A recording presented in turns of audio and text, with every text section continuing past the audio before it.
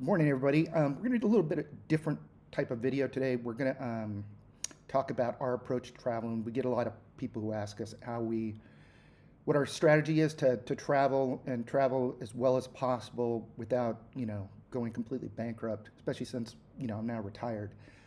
So before I retired, we ended up applying for the big three credit cards for travel. So the Platinum card from American Express, the Chase Sapphire Reserve, and the Capital One Venture card. The Venture card is not the top tier one. It's kind of their middle grade one. But um, the American Express card had 150,000 point startup bonus for us when we did it, and then once we hit that amount, I'll tell you how we did it. Um, we got the 150,000 points plus another 10,000 or another 50,000 points. So we ended up with 200,000 points like almost immediately. And the way I did that is at the time we were getting ready to move over to Thailand, so we sold our house, we sold our cars, we sold everything. We had quite a bit of cash in the bank. And so as a retirement present to me, I bought us two business class tickets on Qatar Airways from Washington, D.C. to Bangkok. And that got us over the startup bonus, and we got 5 times the points for the ticket, or the two tickets. So one nice thing about the Amex card is not only do you get priority pass access and access to priority pass lounges, which over here in Asia are actually really, really good. Um, you When you book a plane ticket, you can book through the airline's website. You can book anywhere you want. As long as it's coded as an airline, they'll give you 5 times points. Now, I believe Capital One and Chase will also do that, but you have to book through their travel portal if you want to get those points, 5 times points. Otherwise, it drops to like 3 times points. So you have to look at all the rules. The cards are not cheap. As a matter of fact, Chase just increased by $250 a year up to like $795. So I may be downgrading that card to the medium grade card because I've frankly used most of the points already on it, but I don't want to lose the points that I still have left.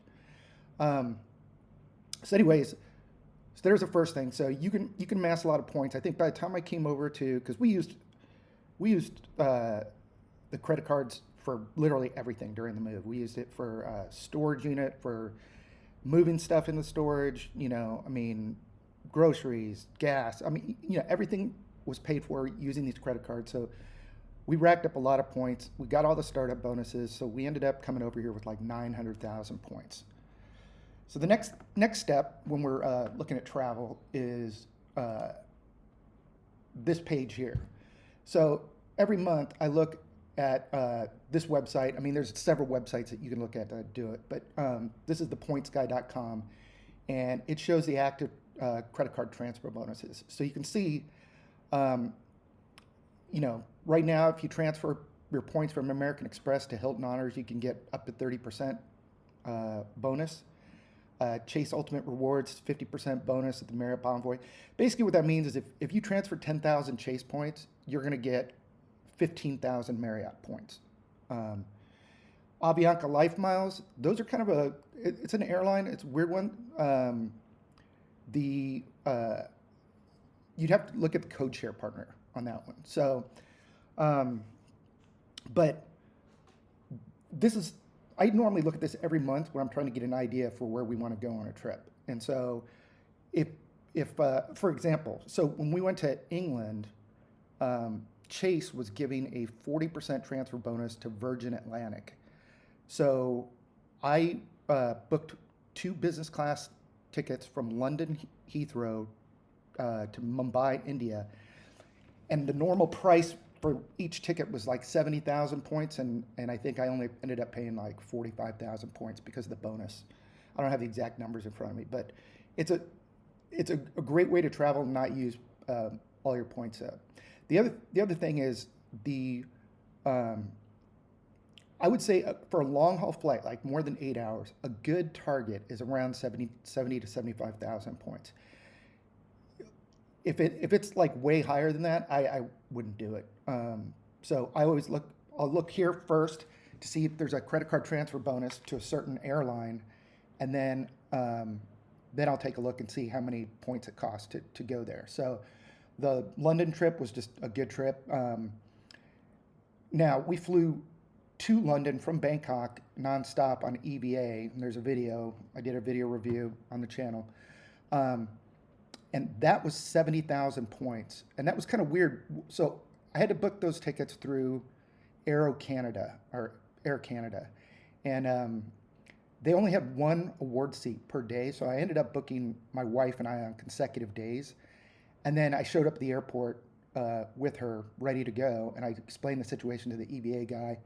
And he said, yeah, I'll let you, he goes, we have a seat available, so you can just fly with her today. So that was a good deal. I wasn't sure it'd work, especially since I didn't use EVA points. I used Air Canada points, which I'd transferred from my American Express. But it was 70,000 points per ticket, nonstop to London Heathrow. Now, one thing about these credit cards is, you will go through the points, so you need to replenish them every now and then. So, for example, I flew home to the United States to visit my mother back in March, and I just paid for the ticket using my Amex card to, get some points back up on the card.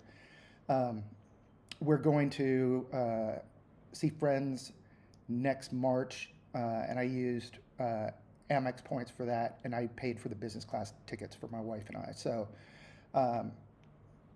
you got to be aware of that. Usually, if it's a short haul flight, like if we're flying to Singapore, which is like a 3-hour flight, I'll just use my Amex card to do it because I get 5 times points for the tickets. So so then the next thing I'll do is I'll go over here to seat.aero.com and we're planning on going to Madrid next year. So what I'll do is I'll do a search.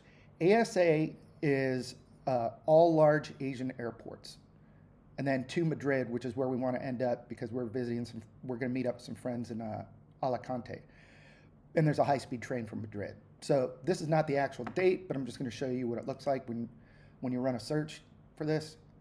So it's going through here, so you can see, Delta has a flight from Incheon to Madrid for 80,000 points in business class.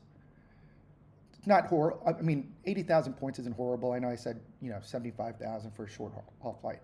Now, I know I said I live in Bangkok, and so you'd probably ask me why I'm targeting all large Asian ports. Different airports around Asia and around the world really have different things. So what you do is you fly a positioning flight. So it's a pretty cheap flight to go from Bangkok to Incheon. So my wife and I could pay cash for the Incheon to Madrid flight and then use 80,000 points each on Delta if we wanted to fly that airline in business class and use the points for the long haul part of the flight. But, it changes. So I don't know I've never even heard of Smiles Airline, but Hong Kong to Madrid, 192,000 points. I mean, unless you're just sitting on millions of points, I wouldn't do it. I wouldn't do that. So seats.aero is a good site. And then the other site I use a lot is point.me, which is this site right here. I do have a membership for it. You can see I've got 596,000 points right now. So this time I'm going to look on point.me for my wife and I for Bangkok to Madrid, going in January, and this is kind of how the search comes out. It's actually gotten a lot faster than it used to be. The nice thing about point.me is it'll actually walk you through how you need to transfer the points, like the directions. So it's a little bit slower than seats.aero, and there's many different websites that do this for you.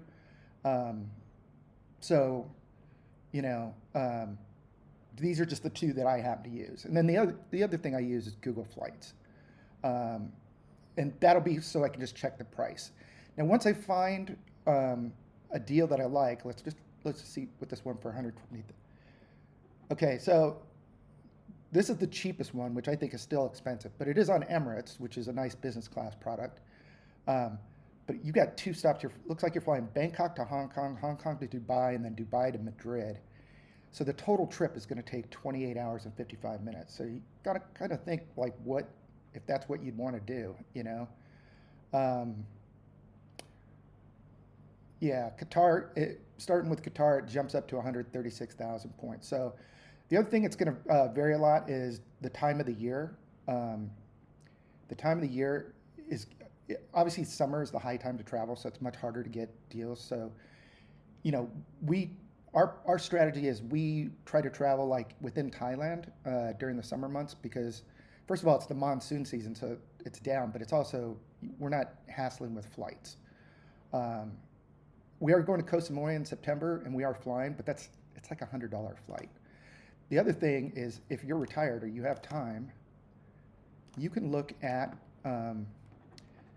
just like 7 to 14 days out or 0 to 14 days out uh, from a flight window um, is when the ticket prices tend to come way down because um, they're just trying to fill empty seats.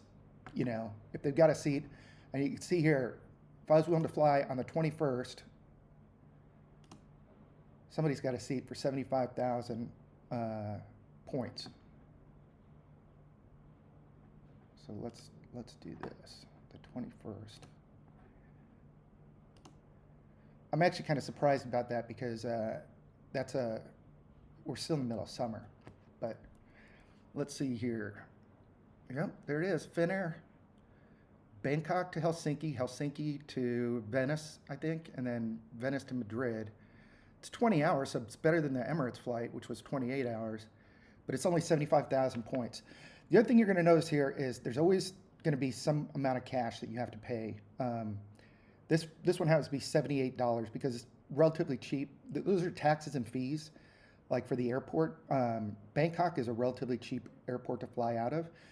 I can tell you when we flew out of London, even though I used points to pay for the tickets, we still had to pay about $650 each in taxes because Heathrow is one of the most expensive places that you can ever imagine flying from.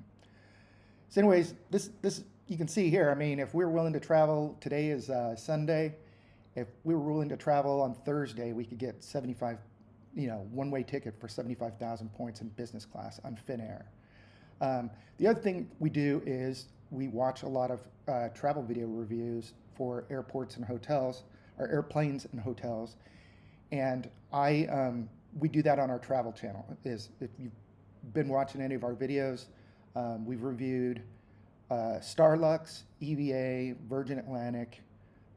We got flights in business class on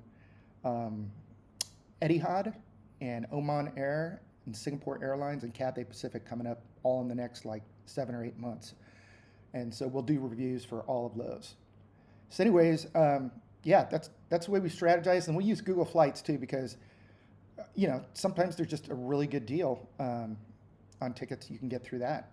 We don't use points much we do have one hotel credit card, a Hilton Honors credit card.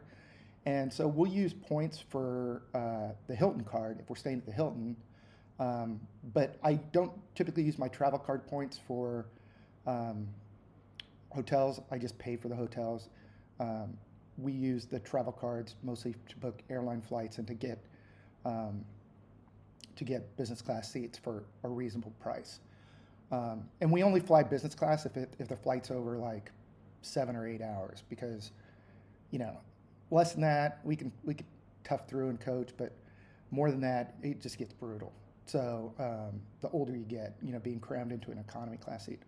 So I hope that helps. And if you have any questions or comments, please drop them down below, and I'd be happy to answer them. All right, thanks.